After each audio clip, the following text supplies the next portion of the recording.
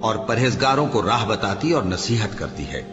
اور اہل انجیل کو چاہیے کہ جو احکام اللہ نے اس میں نازل فرمائے ہیں اس کے مطابق حکم دیا کریں،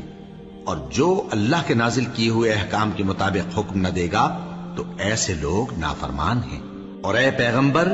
ہم نے تم پر سچی کتاب نازل کی ہے جو اپنے سے پہلی کتابوں کی تصدیق کرتی ہے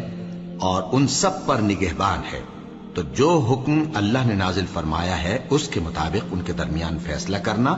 اور حق جو تمہارے پاس آ چکا ہے اس کو چھوڑ کر ان کی خواہشوں کی پیروی نہ کرنا۔